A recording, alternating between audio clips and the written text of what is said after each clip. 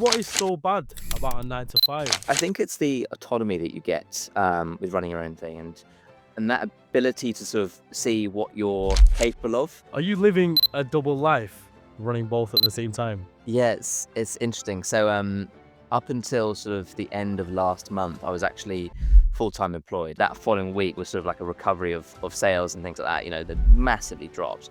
And at that point, I'm like, oh, I've already had my notice in. Like, what are we gonna do here? I made a decision to leave that. It's good money, and leave that to go to uni. Which again, a lot of people are like, oh, that's odd. But yeah, I guess a history of making bold decisions that a lot of people would be like, it's too risky. Or The line between personal life and work life. whereas Rosie really struggles with that a lot more. So if she has a day off, which I'm encouraging her to do, because she needs a day off a week, or at least a day off every other week. They would kind of look down on having either a family member or your girlfriend as your business partner. It can clash. The priority ultimately is our relationship. And so there's nothing that's business related that should ever sort of potentially cause a divide in that, or sort of risk that in any way. How do you put a price on the treatment services that you offer? Yeah, so we had a Hello, everyone. Welcome back to episode 16 of the FMU Founders Mindset Unfiltered podcast. Now, I'm sure we've all had those times where we're feeling a bit overworked, a bit stressed, and we just need a good reset, a good restart. Some people turn to holidays, others turn to family time. However, the guest I am with today helps with this problem, but with the use of spa treatment. Him and his business partner started their own spa treatment company called Parsley Spa, where they allow individuals to get rid of any pains, any stress in possibly just one session. They offer a full range of relaxing treatments, including massages, which, by the way, are pregnancy and cancer free, facials, and even spiritual healing. I'm gonna let him explain the real details, just in case I miss anything. But it is my pleasure to welcome Alex Matthews onto the podcast. Alex, it's lovely to have you join us today. Thank you very much. No, thank you for having me. And cancer. I was going to point out it's cancer safe rather than cancer free. Cancer safe. You'd hope that I said all of them cancer would be. free, right? Yep. No, definitely not cancer free. It is cancer safe and pregnancy free. Safe. Listen, maybe I need one. That might be what it is. Yeah, maybe. Yeah, it's good mind. Yeah, but yeah, thank you for having me on. You're very welcome, Alex. How's your day been as a person and also as a businessman? Yeah, it's been good. Yeah, one of the sort of perks, I guess, of sort of trying to run your own thing and sort of explore the world of owning your own business is you get to sort of pick some cool projects as well as the not so fun ones, but you get to pick some cool things to work on. So today, one of the things that I've sort of been focusing on is I'm sure we'll get onto it in a bit, but we've got a new space that we're going to be fitting out and moving to, basically, to run the treatments from. And as part of that, I've asked an artist to create a map, basically. It's a 3D hand-drawn map to show sort of where parking is, where the room is, and things like that. And so that's been quite. It's a more fun thing to be working on for the mornings. Is that where are you planning to like swap and move, or is that a franchise? Yeah, so no, it is. So we currently rent a treatment room on an ad hoc basis from a studio, and fairly local. And yeah, we've got to the point where we've grown enough that it's become a bit chaotic trying to organize that each time, and we'd actually save money if we now have our own space and pay sort of fixed rent. So yes, we've got this space that we're going to be moving in, hopefully sort of middle of November, and moving into, which will open up more capacity. It'll be cheaper, means we can make it our own as well, which is great. And then hopefully from there grow as well, so further. So yeah, Well, I'm sure we will get into that 100% a bit later on. But if you're ready, let's get straight to it. let's do it. Let's do it. Alex, your clients come to you for both calm and healing. But your own life as a founder, your own life as an entrepreneur is probably anything but calm. Are you living a double life, running both at the same time? Yeah, it's interesting. So, up until sort of the end of last month, I was actually full-time employed as well. So, yeah, so I had the 9 to 5 and, doing working up in London or working from home. And then basically after that, or before that as well, quite often in the mornings, I'd then be working on the business and also weekends. So yes, it definitely felt that was something that sort of I was speaking to my girlfriend about is who's also a business partner. Yeah, it sort of felt like it was I was being split in two ways, which is tricky. And then as I'm now sort of full time on this, it's become more apparent that we've also got the sort of pull of both our sort of personal sort of l life relationships with others and ourselves, and we've got to sort of make sure we remember to focus on that when we can and balance that with running the business. We're both fairly clear on sort of where the priorities are and how that sort of balance should work. But yeah, it's become more apparent now that I'm sort of no longer need to worry about a full-time role elsewhere, that's sort of a balance that we need to make sure we get right as well. So yeah, absolutely. You said up until last month, right? Yeah, That's fairly recent. it is. That is Yeah, fairly recent. yes. So you now work full time on the spa, on the business. Walk me through the exact moment that you thought, okay, it's time to do this full time and take this seriously. What were your thoughts? Yeah, yeah, it was about, for about 2, 3 months ago, and yeah, it's quite a scary decision, as I'm sure probably many people have experienced or are sort of experiencing. They're sort of debating whether or not is it a good idea.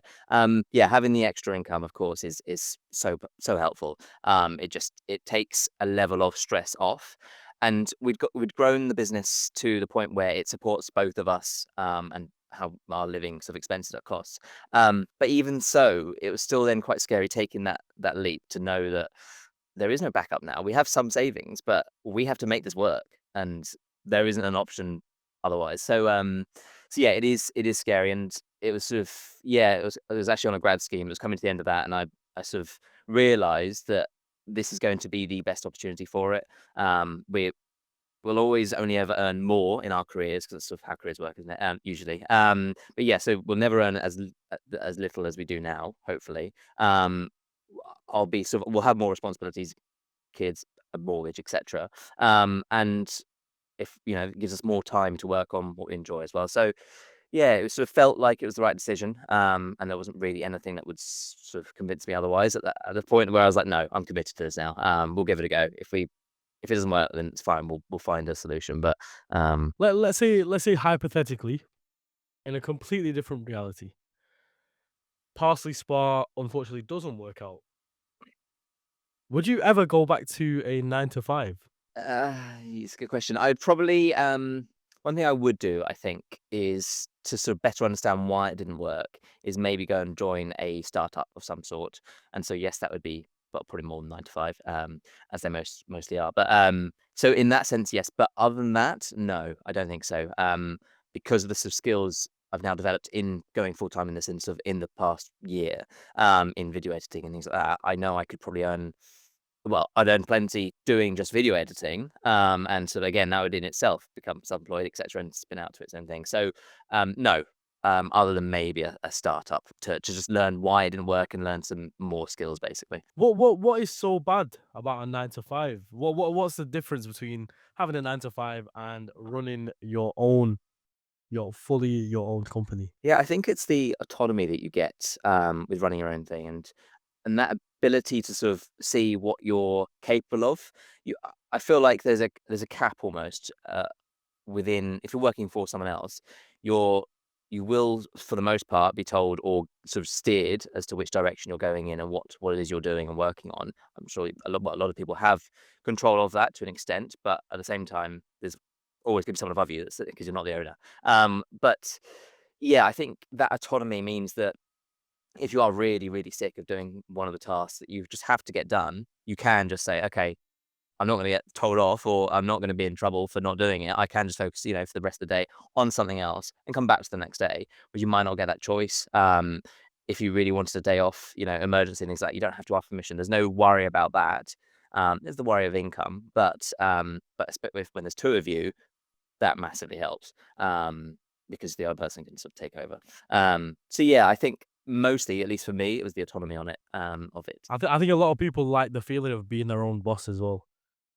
That really boosts their work ethic. 100%. Yeah. I mean, I guess it's sort of, it really gives you that, not fight or flight, but it puts the responsibility solely and squarely on you. There's no hiding from it. And if you don't do the stuff you need to do, there's consequences, and you'll be the one feeling them. Like, there's nothing else. Yeah, it's not that your boss will take the flat. Or yeah, it's you that feels it. And There, yeah, there's good and bad. yeah, For it's accountability, isn't it? that's, Yeah. that's life. That's life. Alex, what were you doing before you opened Parsley Spa? Yeah, so, before we open, so we actually, well, launched Parsley Spa on the 14th of April 2024. And before that, so I was working in London still on the grad scheme, but just before that, I'd graduated from uni, studied computer science and AI. And i at that point, it was while I was at uni that I basically sort of really found that I want to own a business. I want to start a business and run a business, and that is the path that I want to take. I didn't know sort of which direction or where that would be specifically. Explored a few different routes, especially on the sort of tech side of things as well. As you can imagine, with all the sort of, well, at that point, AI was already blowing up. And so, I was sort of exploring those options and thinking about it and sort of had ideas. But yeah, it was at that point that I was like, this is the route I'm going to take. The role, the grad scheme was obviously extremely helpful, because of the income and things like that. And also just it allowed me to explore different parts of the business, which did help, like project management, data science, and things like this. So it's definitely helped in that sense, not only just income, but skills, and seeing how sort of a massive company works as well is super interesting. And then yeah, in April, sort of after graduating in April, we then started, and just sort of at that point, we lived quite far from where we were offering treatments. We knew it would be where we are now, because of the area. It's quite a wealthy area, and there wasn't a huge amount of competition, for what we want to do. So yeah, we picked the area, and it was quite a long commute for my girlfriend, for every treatment. At that point, it was like a just over an hour's commute basically to get into the treatment room. Yeah, and she was also still working, well, full time at that point, and then quickly became part time. So yeah, it was that point that we sort of decided, and uh, yeah, it's been quite a journey, Been but yeah, hectic. and yeah, it meant that, yeah, and then she handed a notice in, fully, this when was it? January, February this year, and then 6 months later I did the same. So yeah, it's grown probably quicker. Well, I don't know. I was ambitious, but as sort of, I guess, optimistic as to how quickly it would grow. But it has grown pretty quickly, considering. So yeah, no, we're very lucky. So you did computer science in uni, Hmm. and well, is that a 4-year course? It was, yeah. 4-year course.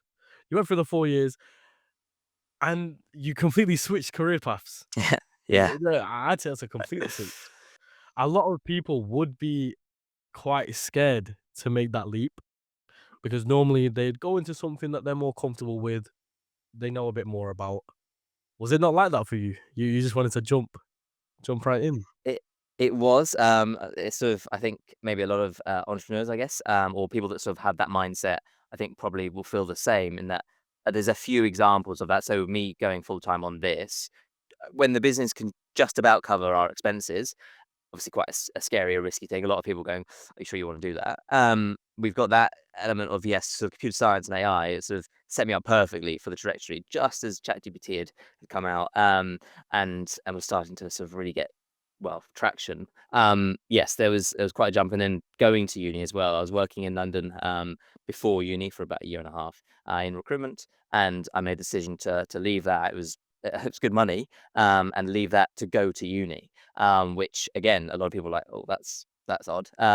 But yeah, just I guess a history of making bold decisions that a lot of people would be like, it's too risky, or I wouldn't recommend that. I mean, it is a great opportunity anyway, and as you said, you're covering the expenses. What about Rosie? What was she doing? You said she was working full time, but what was she doing before you went full time? Yeah, spa therapist, and offering treatments, facials, massages, etc. At a five-star spa, and she's done that now for, or she was doing that for the past 7 years, I think, at that point, in London, down in southeast where we are. And so yeah, that was sort of one of the reasons that we've grown quickly is because she's very good at what she does. She's had fantastic training, and a chance to work at some amazing hotels and spas. So that means that we're pretty confident in the product we have. We get a lot of good feedback, a lot of great reviews, and regularly I think at pretty much all of the places she works, she was one of the most requested therapists each time. So That's a great sign. yeah, it's a great place to start, Yeah, that's for sure. without a doubt. So she's quite familiar with the whole industry, with the whole Oh background. yes, yeah, yeah. And then you both decided to open a spa together, Parsley Spa. I've seen that you offer a treatment called holistic treatment. Did I pronounce that right? Yeah, so the whole premise, I guess, is a little bit different to a standard treatment, which I guess is slightly more niche. But yeah, so we offer holistic treatments, which are ultimately sort of focusing on both mind and body. So you get the tension relief or the sort of soothing of whatever aches, and then you also have the relaxing element, and so it's stress relief or sort of I guess also emotional relief in to some extent. So before the treatment starts, something we do that's very different is we allow sort of 15 minutes, not included in the treatment time, for Rosie to basically just speak to them and just let them sort of open up if they choose to and ask them how they are and genuinely sort of have an interest in how they're doing. Obviously, that creates a great connection. It allows Rosie then sort of incorporate any other sort of I guess different techniques and things like that that might help them. So we've got sound healing, just of energy healing, and we can also then incorporate sort of engine head and things like that if they suffer from headaches a lot and things like that. So yeah, it encompasses the whole holistic, and it means that it's a slightly different sort of approach. A lot of time massages, you'd think of a massage, you think of sports massage or facials, you think of sort of more aesthetics. But this is very much focused on the relaxation element of it. During those first 15 minutes, is it harder to do the treatment if the client doesn't open up? Have you ever had that instance where they're a bit they're struggling to open up a little bit? Does that cause any type of barrier? Definitely not a barrier, but Rosie definitely prefers it when there is a sort of a solid connection and they feel comfortable. Especially if they're talking about on the more spiritual side, and if they if they sort of want to incorporate more of the energy healing, then she can sort of speak to that and connect the sort of to the emotional. So if they're having sort of struggles at the moment in personal life, etc., or going through a difficult period, then she can connect that to sort of how they then work on it energetically as well, which she really enjoys. It's not for everyone, but she really enjoys it, and a lot of clients do. And then also, especially with sort of the cancer safe element, if someone comes in and obviously they're going through treatment, then it's a really nice chance for them to sort of. It feels very different from when they're going into hospital to receive that sort of medical treatment. It could feel very different. They can come in actually fully relaxed. They share a sort of herbal tea as well, whilst they talk. And yeah, it just gives them a chance to sort of really talk about what's going through, process it a little bit as well, potentially. Rosie can offer sort of guidance because she's had so much training in it and spoken to so many people. She's got so much experience with it that she can sort of suggest things that have helped for others and things like that. So yeah, it doesn't create any blockers if they don't open up, but a lot of people do. We're attracting and sort of finding the clients that do want to a lot of the time. You definitely had me at herbal tea. I will be making my appointment very soon. I'm not gonna lie. Alex, why mix clinical and spiritual together? What's the benefits of mixing both of them? I guess clinical, I've got sort of an aversion to that word, just because I wouldn't necessarily call it clinical.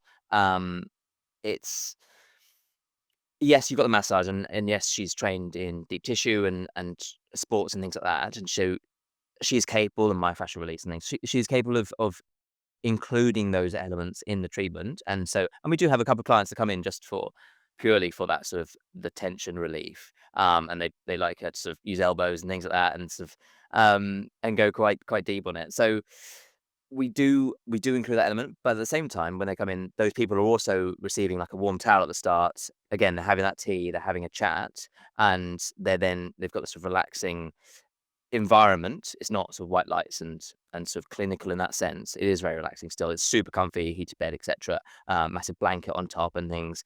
You've still got the aromatherapy elements as well. Um, so it's still helping them relax and sort of the stress relief element. Whereas if and also she won't necessarily sort of make it so painful throughout the whole thing that someone's screaming. She's capable of it, but yeah, she'll often sort of just make sure that she's still effective with the sort of difference she's making and making sure that she is actually getting to the problem areas. But it's done in a much more relaxing way than if you just went for a sports massage or a sort of physio appointment. Yeah, so you can still relax. Right. You mentioned aromatherapy. What just for the audience listening at home, what is aromatherapy? Yeah, so it's basically essential oils. It doesn't have to be essential oils, but usually it's essential oils that have different effects on sort of the release of hormones and sort of brain function and things like that. So, for example, a common one is lavender that is usually seen as quite relaxing and will help you sort of sleep and things like that. Interestingly, it's a bit it's obviously more complex than this, but so for example, lavender, if it's used too much, apparently, I'm not an expert in it, but apparently if it's used too much, then it's actually a stimulant. So there's a sort of fine balance, and so you can then mix that with oils, candles, etc., which I'm sure a lot of people are very familiar with to create certain effects and have sort of certain effects on people. And when it's used in oils and things, it'll then absorb through the skin and things like that. And obviously the inhalations as well. We'll get it into the bloodstream. So yeah, Is that one of the treatments that you offer as well, aromatherapy? we actually include it in basically all our treatments as a sort of just at the start, a sort of an inhalation, just to sort of. It's also a nice touch because they could choose which sense they're drawn to, or Rosie can recommend, oh, if you want to sleep during this treatment, which a lot of people do, then we'll go for one of these. And so yeah, take a few deep breaths and then it begins. There we go. It has been, I believe, 18 months since you started Parsley Spa. I'm sure it doesn't feel like it. Mm. I'm sure it doesn't. It's How quick. has how has your journey been from the start of those 18 months to now? Yeah, up and down.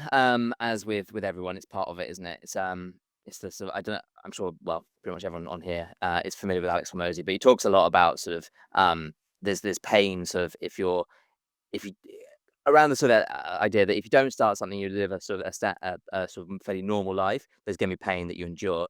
If you do something very hard, there's also going to be pain to endure. So you might as well do the hard thing. So, yeah, it's definitely up and down. I don't know how people do it on their own. To be honest, we've got two of us, and so it's super helpful. Sort of being able to sort of just talk to each other and sort of bounce ideas and just decompress and things like that, and also reassure people, well, each other when it's really difficult. Almost sort of thinking, is this the right decision, or what do we do about this? We can sort of just bring each other sort of back into the sort of moment, look at the bigger picture, and be like, okay, yeah, let's keep pushing. So yeah, how people do it on their own, I do not know, but yeah, it's been amazing. It's been difficult, but yeah, it's also been incredibly rewarding. We do know how lucky we are to have this opportunity. We see a lot of people, or we speak to a lot of people who are slightly older and will say, I wish I'd done this at your age, or I'm just trying to start it now, but there's so much, responsibility, etc.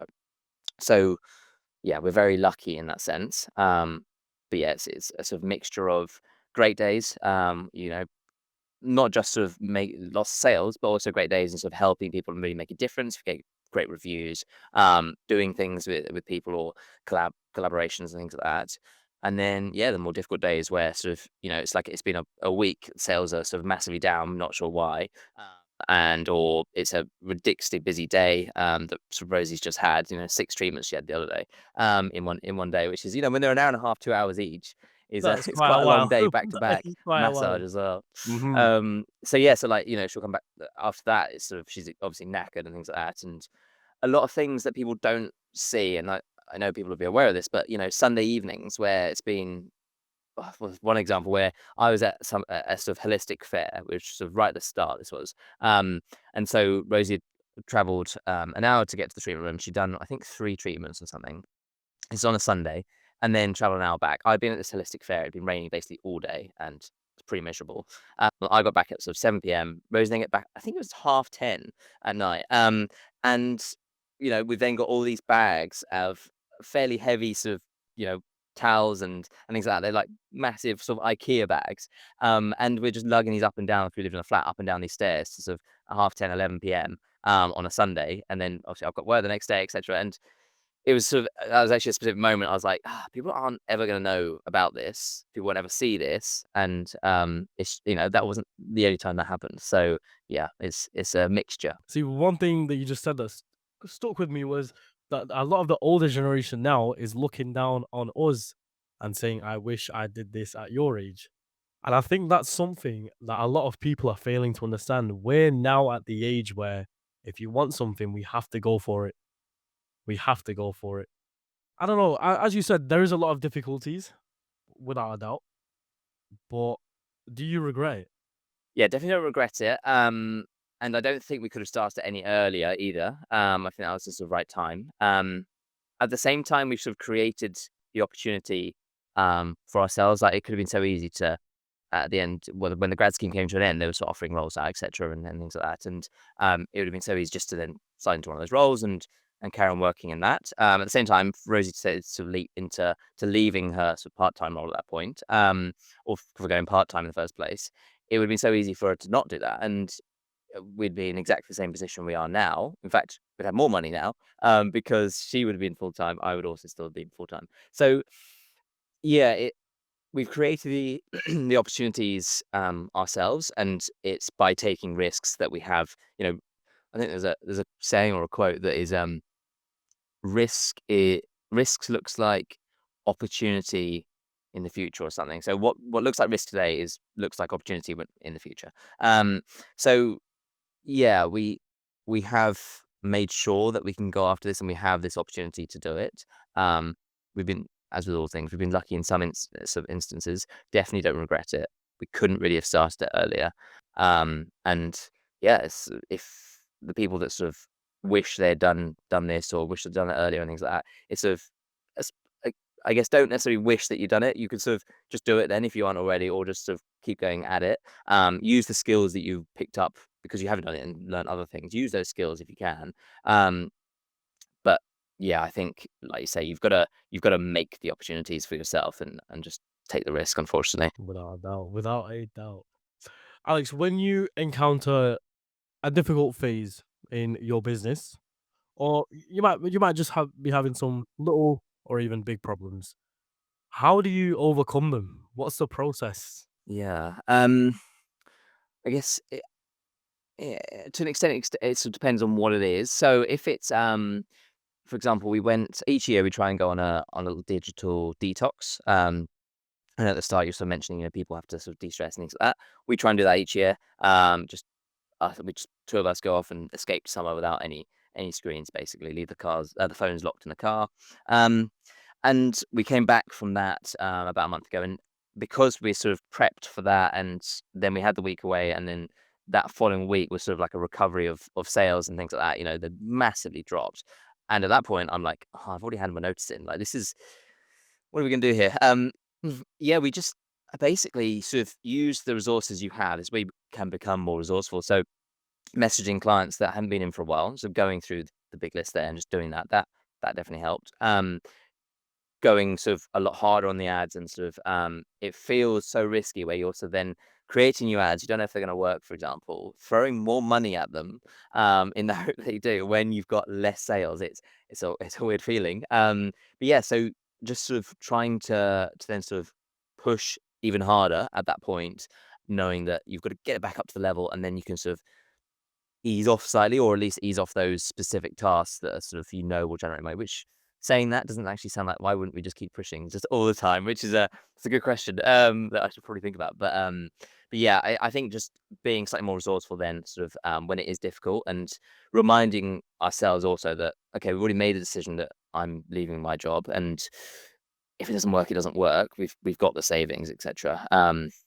We'd also, of course, well, at that point, we were going through the process of agreeing the lease and things like that, so we knew that we were about to be sort of probably, well, in about 3 months' time, be about 15K down because of the fit out and the deposit and things, so What was it that kept you going? Obviously, you said that it's a no point of return. You've already committed to the business, but seeing all that money go out of your account and just everything that opening a business comes with, what kept you going through the hard times? I guess sort of seeing it a bit like a game, in that it we know. So for example, with that one, we know we can increase sales because we were at a higher, we were earning more before that. So that's possible. And if it takes, a bit of time, that's fine. We've got the savings right now. We won't do soon, but we do right now. And having that sort of mentality of almost like in the same way that I made the sort of leap in the first place to go full time on this.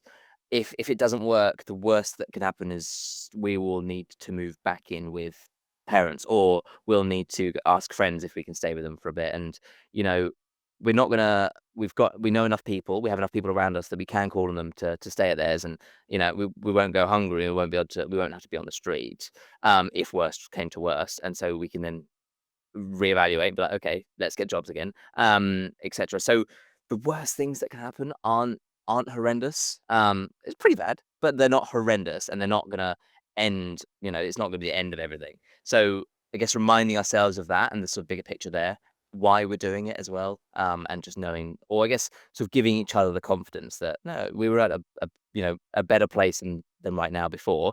Let's get back up to that, and we know we're capable, we have what it takes to sort of keep growing and doing it. So So you could say you had a backup in a way that if the business did fail, you could. It's not as you said. It's not the end. You've got all this, all that. You can just go to there. How important is it as a business to have that backup plan? so this is where it's tricky. It depends on responsibilities.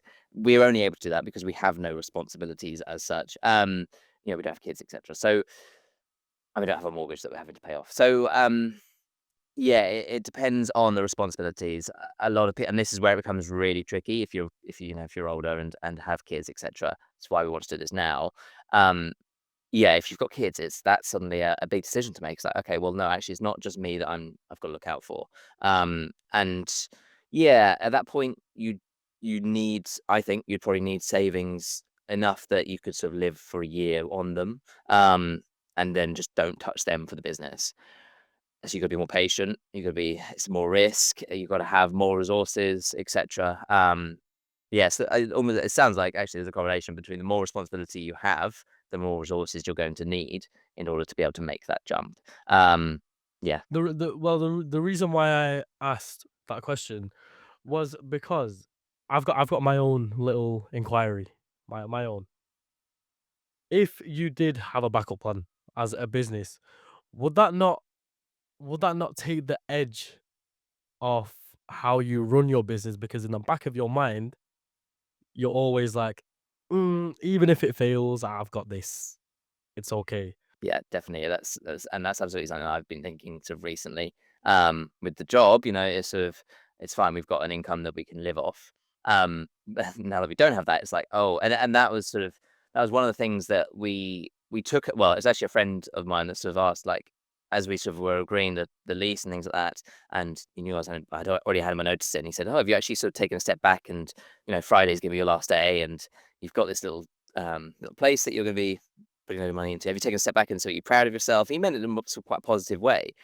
I sort of paused for a second. I was like, like, yeah, it is super positive. It's also it's actually now only dawning on me the sort of real weight of sort of responsibility to ourselves, that it this either works or we don't have any money. We are throwing a lot of money into this, and um, yeah, it was only at that point that sort of I really felt the weight of that, and sort of then Rosie and I were discussing. We're like, yeah, actually, we've sort of been ignoring that almost, and sort of overlooking that, and not really super sort of, I guess, in tune with that and feeling it. So yeah, that was sort of a good moment to reflect and go, "Oof, this is awesome." It's also it is pressured. There's pressure there, but pressure is a privilege. So. That's natural. It's natural. How did you finance the whole operation when it comes to the location, the equipment, and even the extra expenses? Yeah, so I mean, the business has been profitable right from the beginning, basically, because there wasn't much setup cost. We already had, I mean, the costs really right at the start were the massage bed and towels and insurance. That's about it because we're renting the room on an ad hoc basis. So it meant that, and that was by design. We weren't going to sign ourselves up for a committed, 2-year lease somewhere that, there's no risk. So yeah, we sort of kept the costs low, and therefore the cost for renting was incurred when we had a sale and things like that. So it meant that we've been able to slowly sort of build it. And so the first year we were already profitable. I've actually got, I don't know, you might be able to see it. I've got a little poster that we made after our first year, which it sort of celebrates some of the sort of milestones and some of the sort of funny moments, some of the not so funny moments. And on there we've also got the revenue and things like that. So it's been climbing. And with that we were then able to, I think it was, so about 8 grand gross profit, and for the first year, and then we could take that, and that's what we've then used for the deposit, for example, for this place. And since then, obviously, we've earned more, etc. So we've then been able to finance the little location, and we'll sort of keep growing organically like that, I expect, for a bit. The next sort of steps in sort of 2 years' time, I'm hoping that in the next 12 months we can max out capacity at this place, and at that point then start looking for a solution for a bigger place with multiple treatment rooms, hire some therapists and also facilities. And then that's the sort of the format will then duplicate, basically.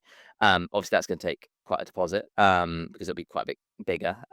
So yes, this next year and a half is going to be saving up for that, and also then the cost for the fit out, etc. And we'll probably need to get a loan, etc. at that point as well. But hopefully just to keep growing organically. And that's, I guess, fairly sort of safe, but slower. Have you ever thought about doing home therapy sessions, like going to someone's home? Because that way you don't have to pay for equipment. It's just the service that you'd. Yeah, absolutely. Yeah, and that is something we currently do. We'll be stopping that in when we get the new place.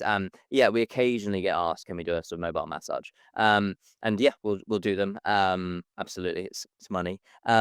It there's a bit more risk involved in that, especially sort of if you don't know who the client is, you don't have you probably don't know how far it is because you can have a look, but potentially it's gonna be miles away. And we had a couple of requests like that. It's like, I'm sorry, we can't travel that far.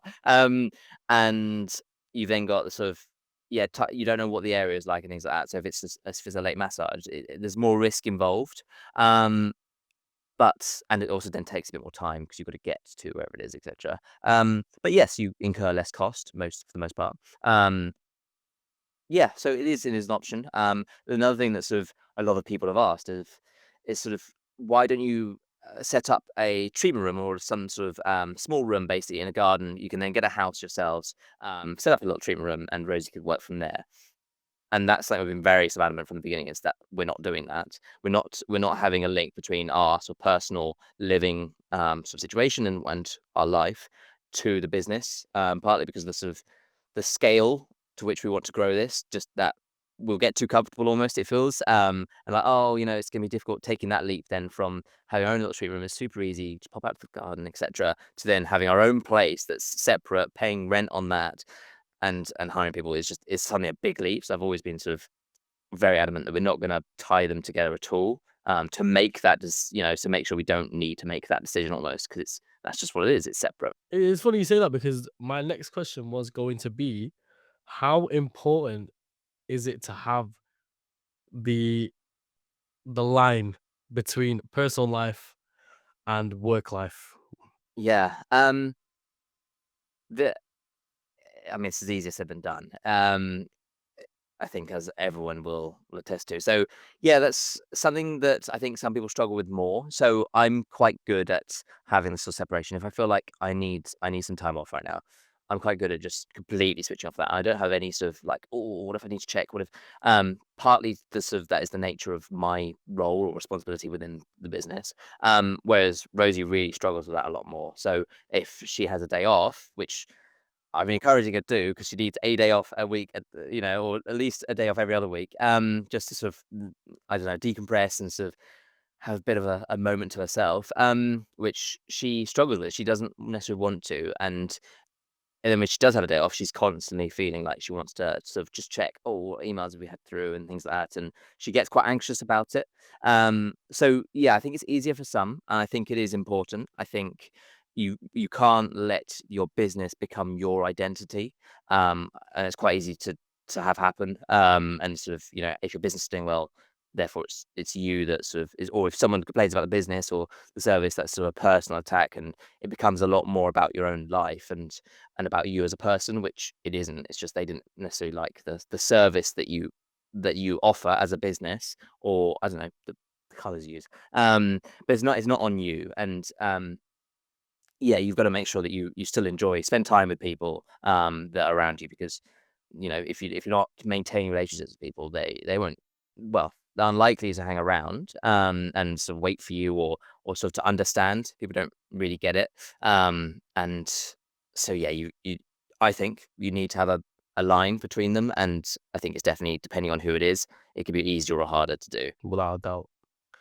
Since you've done this 18th month journey so far, you've gained a lot of knowledge, not only about your business, but about yourself as well.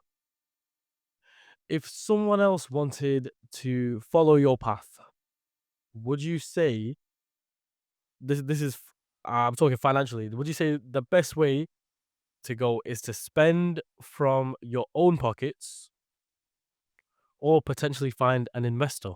I mean, we've made it work with our own cash. So it's definitely possible. And I guess it comes down to, I think it probably comes down to a speed, I guess, sort of element. How quickly do you want to grow, and what, I guess, network or what skills do you have? If you come from a world where you have a lot of people that could invest, that would be interested in investing, etc., then that would probably be the more sensible option, because you have the people in place, and it's going to be some phone calls. You could then boost and jumpstart basically what you're doing. There's an element of risk to that, because as we've gone through this past 18 months, we've learned so much, like you say. And if we'd started, with a place that we're about to get from the beginning, oh, I don't even know. Yeah, all sorts of. It would have been a very different journey, and one of more stress, somehow. Um, and so, yeah, I think having doing it with your own money is very beneficial, in that you learn to create something that is better than what else is on offer in your local area or wherever. And you can really hone in the product, because you have the time to do so, before then having to worry about, oh, I've got to manage people, I've got to sort out all the sort of the strategy and finances and accounting and things like that. And yeah, it just gives you sort of that chance to really sort of learn the foundational element of the business and get that product perfect, or as close to as you can. Really hone in on that and take your time with it, because, well, we're young enough that there isn't a rush necessarily, so we can take the time to do that. And I'm glad we have. Because yeah, definitely our service wouldn't be the same if we'd jumped straight to our a location, because we had so much more to worry about. So you don't regret not going for an investor? No, it's something I think we might do in the future. If once we've got our first location up and running, I think having someone, almost, I guess, an angel investor of some sort, who has experience in finding commercial properties and fitting out and things like that, who can also invest in the business, who has the sort of resources behind them to do so, I think will help us, because once we've got to that one sort of location, it'll hopefully be a case of sort of just scaling that up and sort of duplicating it. So at that point, I could absolutely see it being a potential. But for the moment, no, I don't regret it, and I think we'll continue to be, or sort of use organic growth. Alex, you talk about a local holistic community. What do you mean by that? It's sort of, I guess, more around the holistic well-being. So again, this is taking sort of your personal well-being and looking at it as a whole. So this is not just going to the gym or working out. It's also sort of movement, and also then the sort of healthy eating and nutrition side of it, also the sort of decompress, the de-stress, and the sort of treatment side of it, and meditation, if that, and sort of mindfulness, if you have the patience for it, and things like that. So it's sort of looking at all the different elements to sort of put together and have a, I guess, a lifestyle that fits, or that will lead to a sort of more healthy outcome and a more sort of hopefully happy, sustainable life. And there's sort of a community of people that do that, and also businesses as well. So there's not going to be one business that you can go to there's some that are close, like a health club. You could probably get a lot of the things, but you might not be able to get the nutrition side of it and other elements like that. So yeah, we're trying to sort of about 6 months ago, I made the decision that we will try and position ourselves as almost like a hub of that community. Partly because anyone that's interested in that will probably be interested in treatments as well.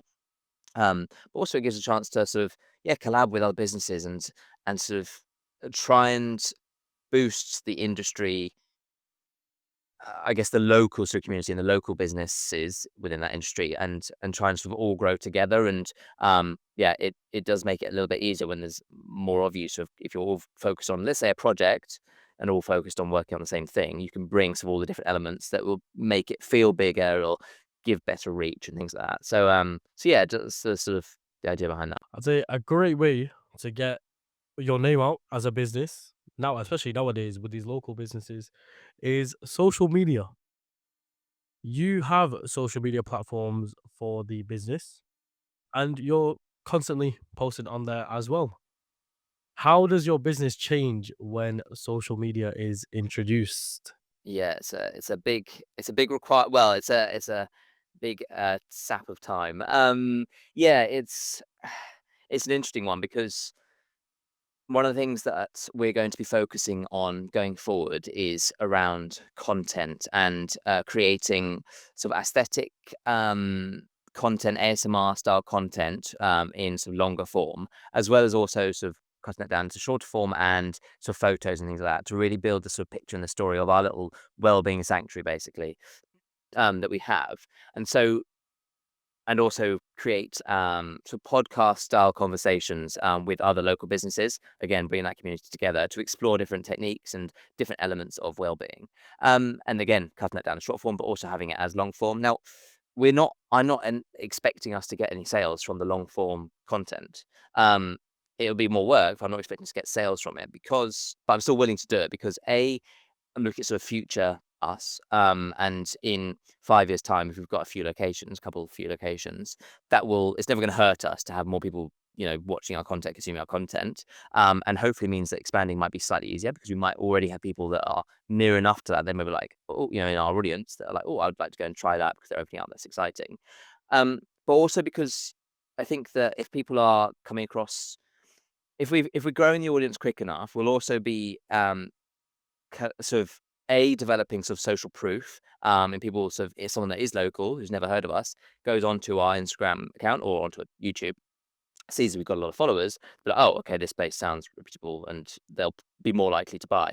But also having the content out there means we are going to come across more people that are local, and so some of them will convert, I suppose. And it sort of builds that trust, but it also helps us sort of add value to clients, because and sort of audience in general. And so if there was ever a route that we went down for skincare and things like that, we then have an audience that we could then potentially sort of sell to, I guess. But yeah, it's a combination of different things, and it does take a lot of commitment. I know that my life is going to be video editing for the next 6, 8 months, basically. But that's part of it, and it will be worth it long term. It's a bit of short term pain, and the other thing that sort of I've noticed social media is I found it really really hard to actually know what people want to look at, what people actually want us to post about, and staying consistent. But yeah, I just found that sort of that strategy side of it a lot harder than it seemed other people find it. But I think that's just maybe an unspoken thing. It's just actually it is difficult to know what people want and how, and creating the content that will convert, but also sort of help add value and that they will watch. That's actually really difficult, and I think people underestimate that. Even with all these different aspects that come into place when it comes to social media, as you just stated, you don't know what people want, you don't know the trends. In this day and age, is social media the best way to do it, or are there other ways that might be better? It's not the only way to do it, I don't think, and there can be other ways. So, I mean, we've grown to the point we are through well, I guess it's social media, but for local Facebook groups was sort of one of the initial primary ways that we were marketing. That worked really well for us. And then more recently, it's been through adverts, specifically through Meta, but again, social media. But it's not necessarily through creating content, either of those. I think Yeah, I think because of the amount of traffic that are on those platforms, it's hard to avoid them, but you don't have to do it. You don't have to create content. When speaking of social media, when I opened your website for the first time, I was quite delighted. I was greeted with a 25% off your first visit. Does that method actually convert into long-term customers? It does, yeah, very much so. Yeah, and so even with I sort of worked out the maths fairly carefully, but with the 25% off, with, a cost to acquire of about £25, um, and then with the cost of the goods actually sold, we still cover all those costs within the first treatment. So we can get the 25, and it is a massive sort of incentive for people to, in fact, yesterday we had someone say, "Oh, it was helpful." They were helpfully leaving sort of, constructive feedback on one of the ads they saw. They just said, "Oh, 100 it was £160 for this treatment, basically a 2-hour treatment." They said, "Oh, it's just a bit much to ask for someone that's never been in." We were able to go back and say, "Oh, we actually offered 25% off, if you subscribe to newsletter." Didn't know that, she then bought. So it absolutely worked, and we've definitely got, yeah, clients that have then tried it and gone, "Oh, this is absolutely worth it." Like, there's because a lot of them find it is the best treatment they've ever had, and it's exactly what they're looking for, which they can't get elsewhere. So yeah, they're then like, "Oh, well, okay, yeah, that's absolutely sort of, something I'm gonna do regularly." We also offer 25% off for referral as well. So again, that sort of then because it sort of covers the cost to acquire them, um, so yeah, it definitely helps. And it's actually fairly easy to do as well. Luckily, through we use Wix, but it's fairly easy to implement if anyone is looking to do it. Alex, let's switch up a little bit. I want to know about your relationship with Rosie. How did you and Rosie initially meet? So we met at school. We have been together for 12 years, and which is so yeah, we met when I think I was 15, she was 14. And so yeah, and we've been together, well, basically ever since. And yeah, I think it was only we knew each other for like 8 months before that, at school, and then yeah, started going out, and we haven't stopped since. So yeah, it's kind of crazy. It went from there. It went Yeah, literally, yeah, it's just yeah, and then yeah, we sort of it's obviously having a business that you're both working towards has positives in that it's it's amazing to have something you're both working towards together and building. That is super nice. And when people speak to us and things like that, basically always the conversation goes back to the business, and they'll sort of ask how's it going, things like that, and we could both be excited about it, and or we both feel not so excited about it at that time, but we both sort of were on the same wavelength almost at the sort of most of the time in terms of how we're feeling about it and in general because it is sort of so dominant on our lives. Um, it also obviously has its challenges. So we get we have like one day a week where we try and both have the day off, and we go do something. Often we're just like so knackered or sort of just our heads are so full of things. Just like okay, let's just chill. And so yeah, it's got challenges, and there's a lot of if there's a decision to be made and we don't agree on the decision. Luckily, we're very good at communication, and that's one of our sort of our strengths, I guess, in the relationship. And we're able to talk it through. We think about it, we go away, come back, and we come to an agreement. And it's quite calm. Um, yeah, so it's got challenges, but it also has the strengths that, or the I guess upsides. A lot of people would not criticize. I don't really know what the word for it is, but they would kind of look down on having um either a family member or your girlfriend as your business partner. It can clash. It can 100% clash. What do you say to those people? I think if you like a lot of the time we just remind you. Well, we don't even need to remind each other. We sort of we are always aware that the priority ultimately is our relationship. And so there's nothing that's business related that should ever sort of potentially cause a divide in that or sort of risk that in any way. We both absolutely understand that. We also both absolutely understand that we sort of have different periods where we are busier than the other person um, and we just have to be patient. We'll talk about it, of course. And if we feel like the other person isn't sort of present enough or we aren't getting what we need from the relationship, then we'll absolutely talk about it. We're very sort of open in that sense. And it yeah, it comes down to the communication, and just keeping the sort of bigger picture in mind at all times. And again, yeah, just talking about it. There's nothing really else you can do, and that usually helps. Communication is key, ladies and gentlemen. That is what it is.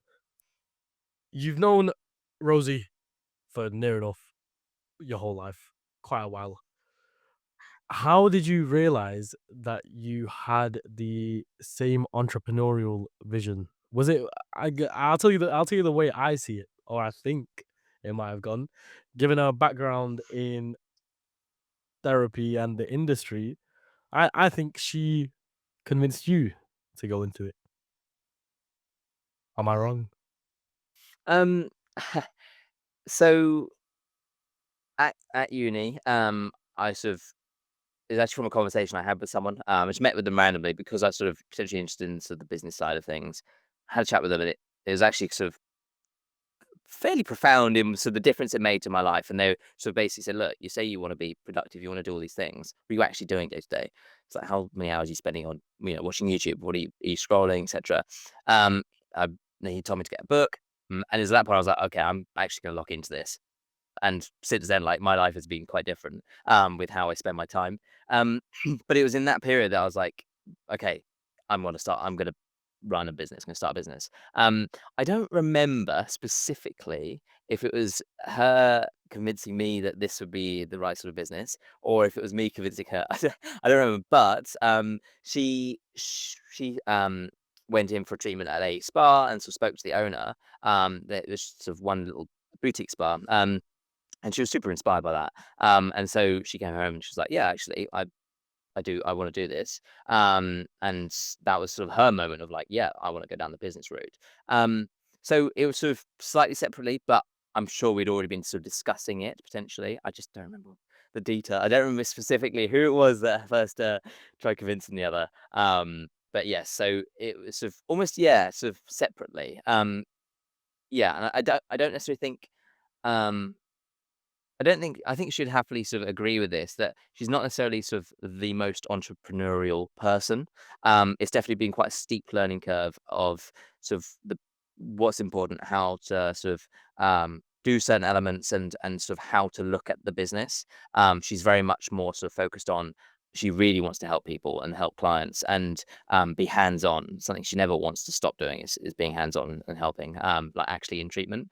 Um, and so some of the sort of more bigger picture, risky side of things, she's definitely struggled with more than I have, I think. And so that's sort of been quite a sort of learning curve for her. But it's absolutely something she has become. Like she's very much now sort of entrepreneurial minded, and sort of she wouldn't ever do anything other than running a business now herself as well. So super interesting to sort of see that change. A lot of people do say they don't have the mindset for entrepreneurship until they do.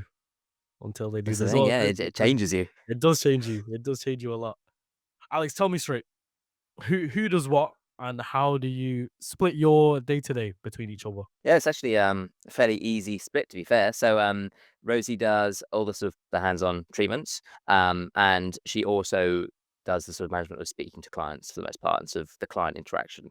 I then handle the marketing, which is my primary focus. The finances, the sort of more of the ops side of things, and the sort of strategy side of it.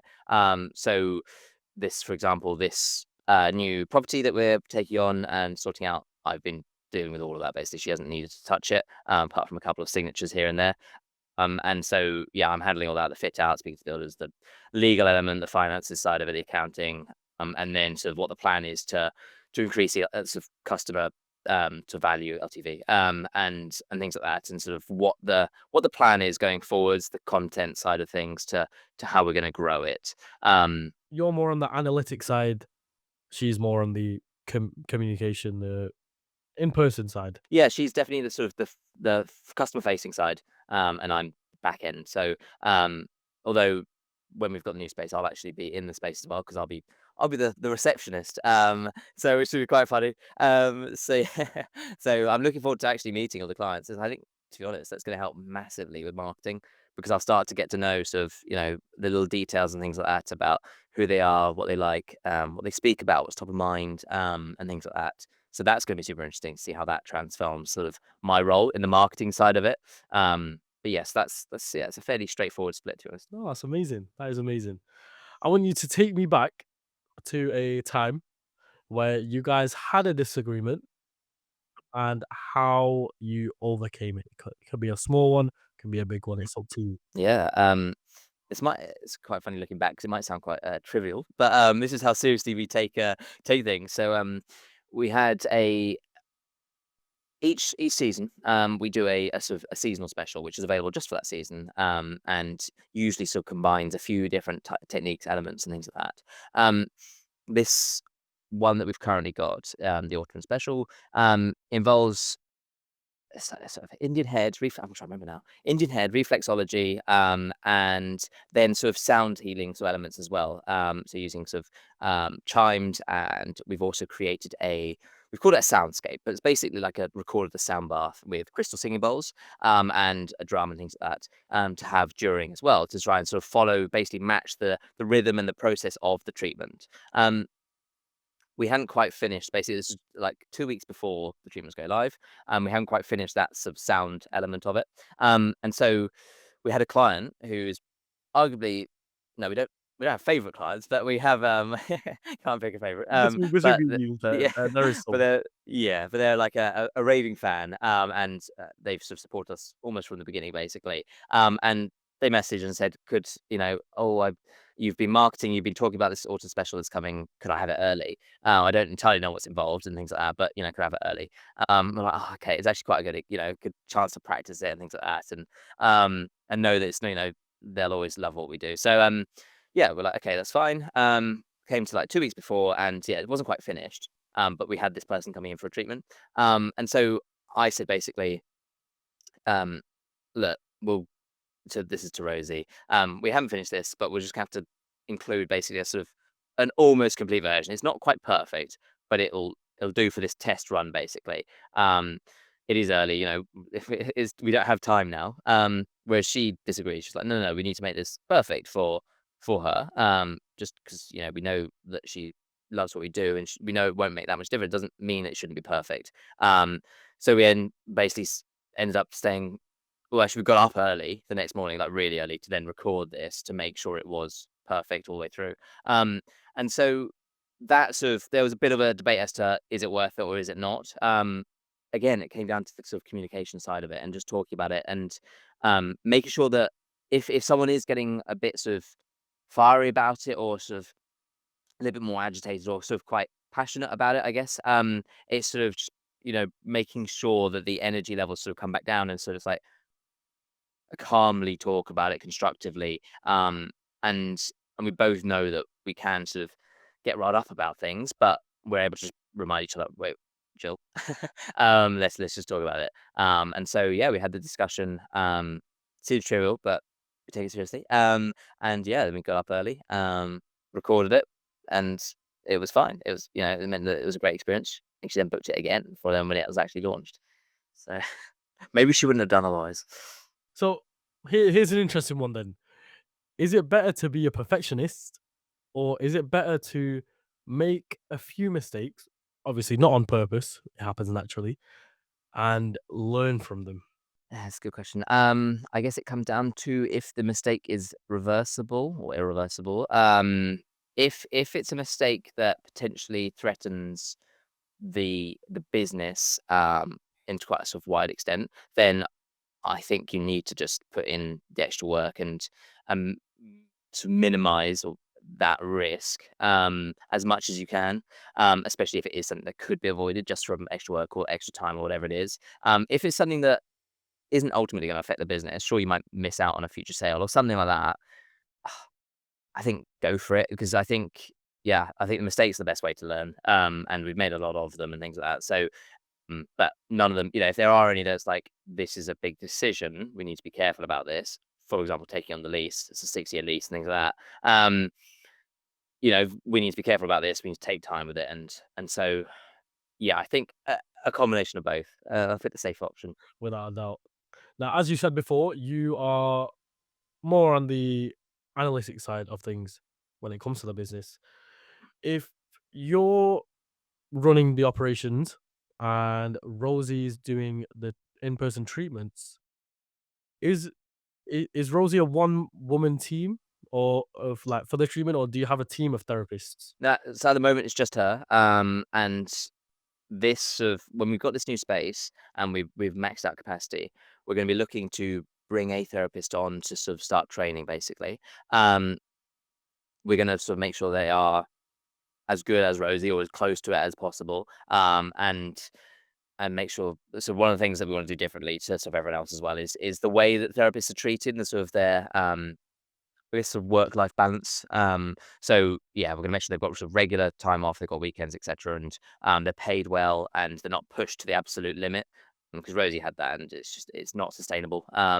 So yeah, we'll take on a therapist, get them trained, so then in 2 years' time, we can then actually expand, and we've got a therapist ready that will also be doing the treatments. At which point, we can then look to, as when we need to, bring on more. But yeah, so within the sort of next year and a half, we'll be looking to bring on another therapist to start training. There we go. Let's hope that goes well. Now, as I perfectly said before, you offer cancer safe treatments. Sure, I said that right. For the audience out there, what is it? What are they? Yeah, so Rosie would be better one to talk about this, of course, but I've got a fairly good idea now. So it can sort of vary. It depends. So you have to be sort of careful. Some areas, it depends on sort of if they've had operations and things like that. Some areas can be a bit more sort of sore and things like that. But also you be careful sort of what you sort of stimulate with blood flow and things like that. So and which way sort of movements go and things like that. So if someone's had lymph nodes removed in their armpit, for example, it'll be that the treatment always flows away from that. So it basically drains some lymph to another lymph node that is still okay. So and still there. So yeah, there's techniques like that. You've also got to be very sort of mindful of and sort of know what it is or understand at least what they've had and sort of the treatment they've been through and things like that. And so sort of it's quite impressive really the sort of the level of medical sort of knowledge that she's not a doctor, but she understands. She's able to sort of they're able to either give her a piece of paper or sort of talk through what they've had, and she understands exactly what it is that they've had, and therefore what she needs to be careful, mindful of, etc., and what they might also benefit from. And then for those that sort of are require sort of a very sort of delicate treatment. There's sort of techniques where you can. So I think it's called touch therapy, and it's sort of a lot more about the sort of the s- the sort of space and the sort of the feel that you create. Less about sort of working muscles and things like that. More about sort of the fact that you've got that connection and that sort of someone's holding a sort of space for you and looking after you, and sort of just gently sort of relaxing, and sort of helping with that's a lot more on the sort of mindset and the emotions, I guess, side of it. Um, so there's a few different techniques, and it could be, well, quite complicated in terms of sort of the medical side of it. Um, but yeah, it just gives people the chance to sort of relax and not have that sort of clinical feel to the treatment and sort of actually have someone looking after them in a much more sort of safe feeling, comforting in way. Yeah, nurturing. Another way that you offer those type of treatments is, and also forgive me for my pronunciation, I'm sure I'm about to botch this. You also offer Reiki sound healing. Was that right? So yeah, Reiki and sound healing are different. Okay, Reiki and sound healing, and also oracle cards as well. I forgot to mention that. Just for the audience and also for myself as well. Could you explain each one to me? Yeah, I can do. I'll try. Again, Rosie would be definitely better to talk about them. But we'll start with sound healing. So that is basically where you have. I'm gonna take crystal balls as the example. 'Cause that's one we use, but you can get other instruments as well. But where they vibrate, I don't have one to show you unfortunately. But you might sort of recognize like a Tibetan bowl, for example. It's like a copper sort of bowl. You can ding it. And so you also have crystal ones, which you go around. It's sort of it starts vibrating, makes a really loud noise. To be fair, if you wanted to, although they're not meant to be played like that apparently. And so those frequencies of the vibration, then basically your brain, in the same way that if you're in a club, your heart rate will match the bass or the beat of the music.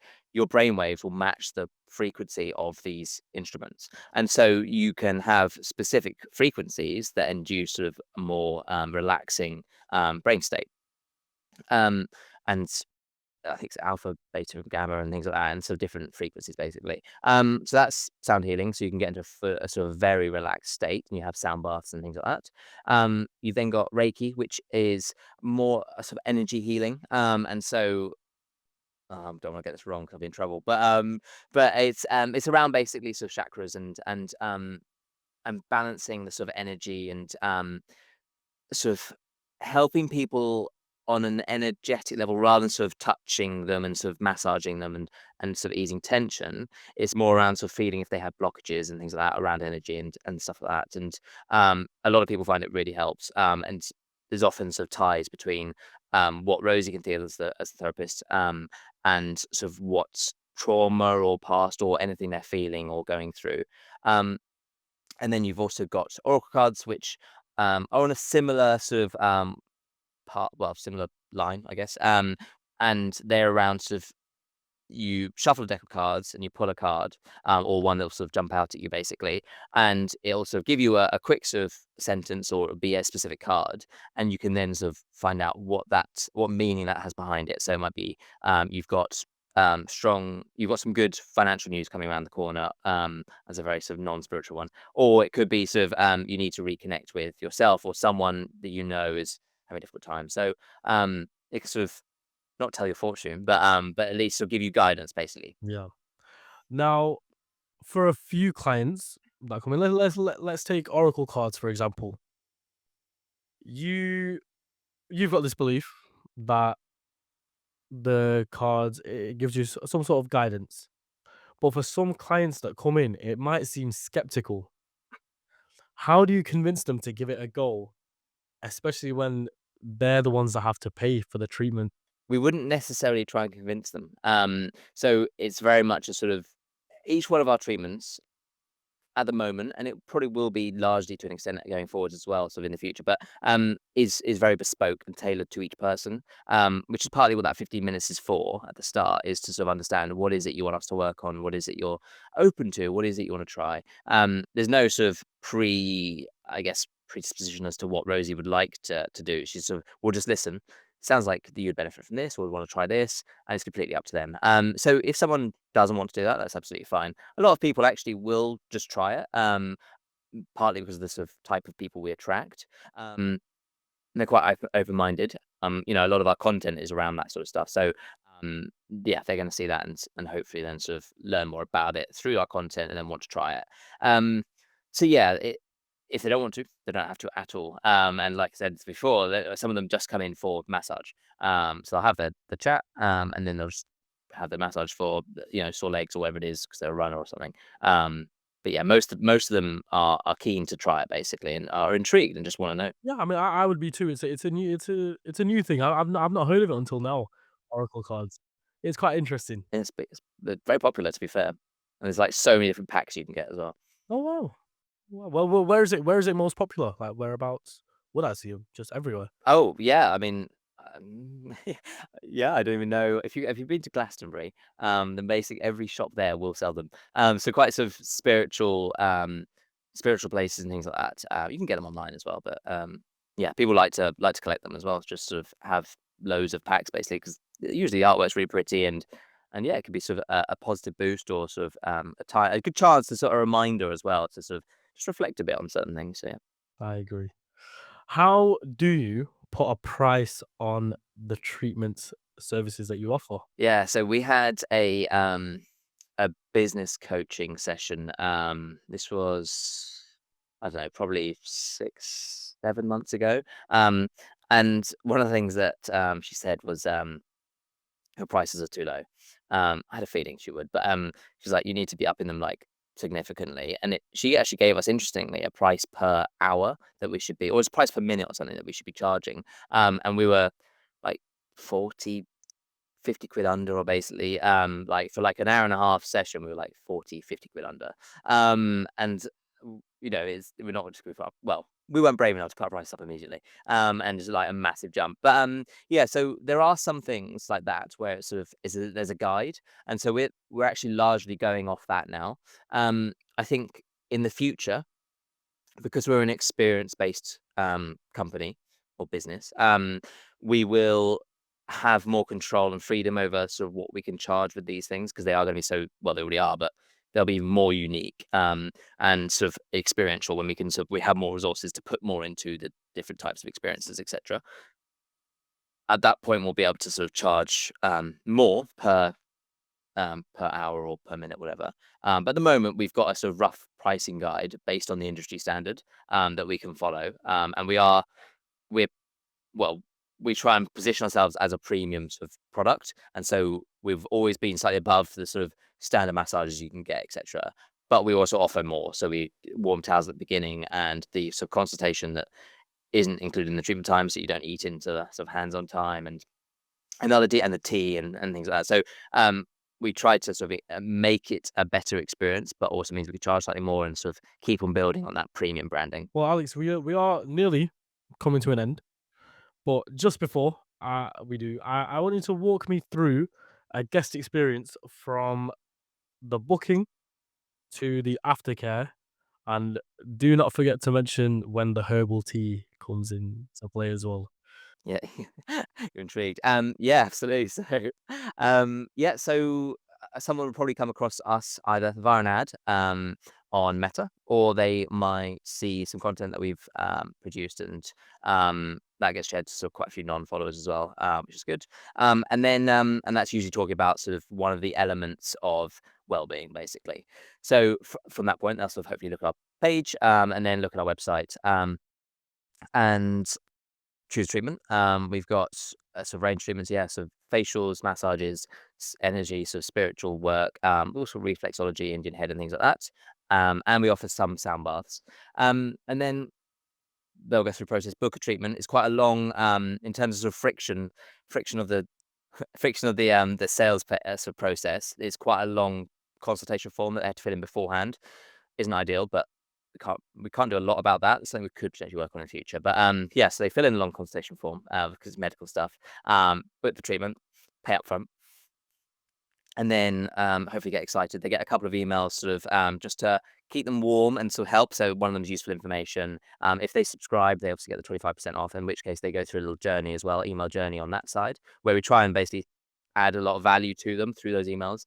And then yeah, they come in for the treatment. It's currently in underneath a yoga studio, but hopefully in a month's time, it'll be on our own space. And yeah, so Rosie will sort of greet them, take them through to the treatment room, where they can sit down, ask which double tea they'd like, or if they'd like water.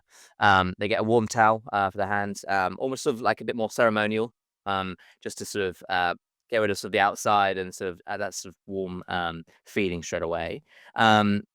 And then, yeah, just discuss how they've been, and genuinely sort of mean it when she's asking how they are. Um, Speak about whatever they want to speak about, and then talk about sort of what areas of concern they have, what they want to focus on. This is all during whilst having the tea that they've shared. They pick the tea, and then Rosie gets to share a tea with them. So she's along for the ride on what flavors they've chosen.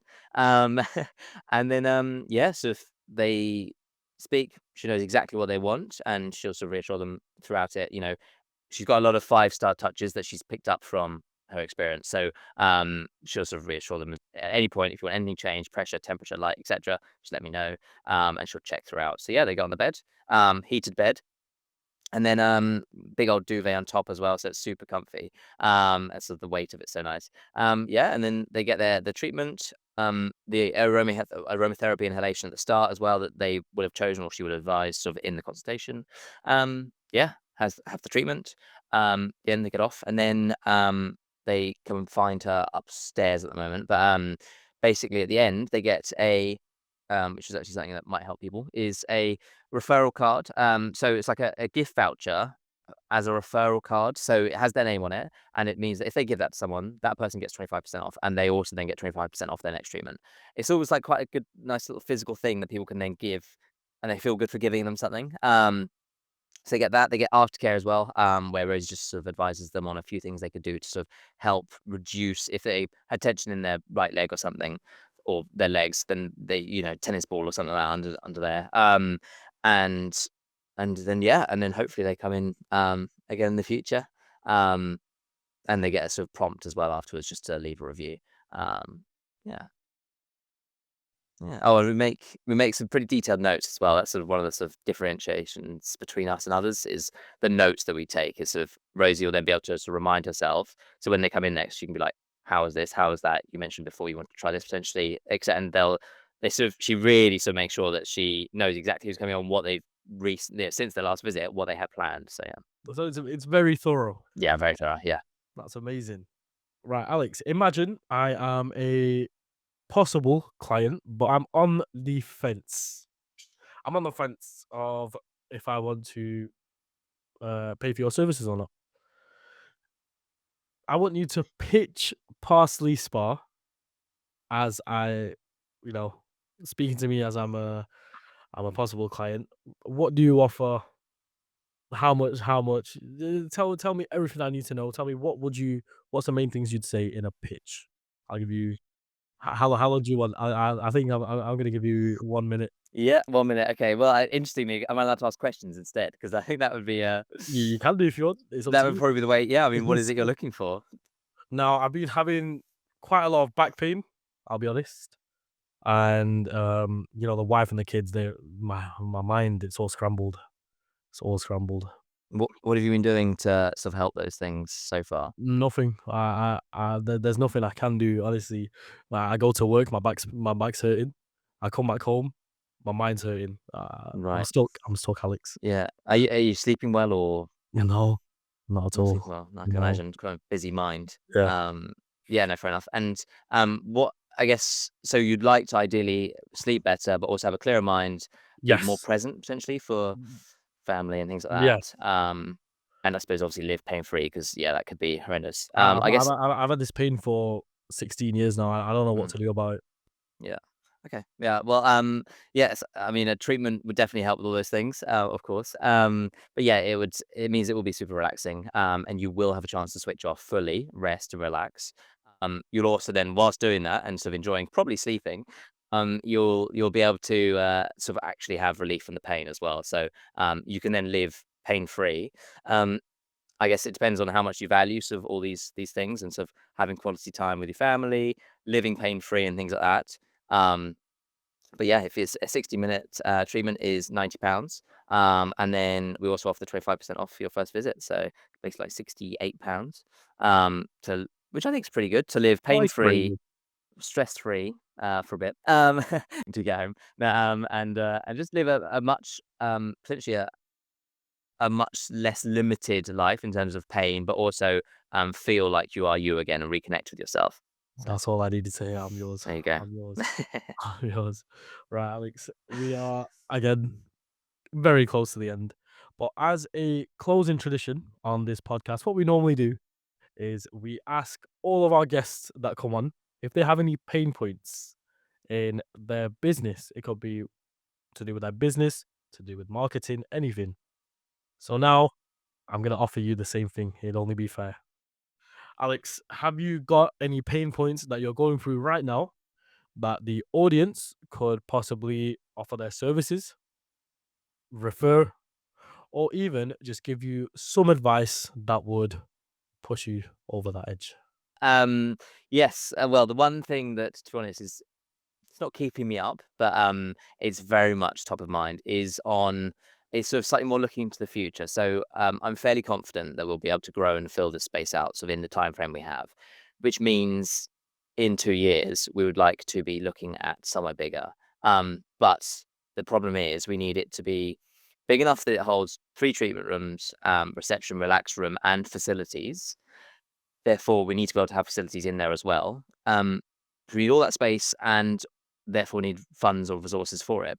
But also we want it to be quite cozy and sort of look aesthetically or match the brand where it's sort of cozy and welcoming and farmhousey. So yes, I just don't know if that place exists, and if it does, if we're ever be able to get, well, ever going to be able to actually get hold of it and be able to have it as an option. So if there's anyone that has any insights in that, that would be or experience, and that could offer advice, that would be very helpful because that's something I'm like what are we going to do there? Yeah. So, yeah. Alex, what are your details so that people can reach out to you? Yeah, super easy. So you can either, well, Google Parsley Spa, parsley like the herb, or contact at parsleyspa.com. And we're also parsley_spa on Instagram, Facebook, etc. So yeah, it should be fairly easy to find us. Guys, you've heard it yourself from Alex. If you do know anyone that can offer that space, or if you know anyone that can help make it happen, don't forget to reach out to him. That would be much appreciated. But no, Alex, thank you so much for coming Thank on you. today's episode. It's been an absolute pleasure. Thank you very much for Uh, having I, me. That's pretty I, interesting. I, I I wish you nothing but the best of luck for you, Rosie, and the business. Thank you. To you too. Absolutely. To the audience listening at home, I'm going to say it again, guys. Don't forget to subscribe. Don't forget to like. We're on YouTube, we're on Spotify, and we're on Apple Podcast with a new episode every Wednesday at 5 a.m. in perfect time for your morning commute to work. I would say so myself. But no, thank you so much for watching today's episode. Once again, don't forget to stay tuned for the next one, and we'll see you guys soon. Thank you very much, Alex. Cheers. See you later, guys.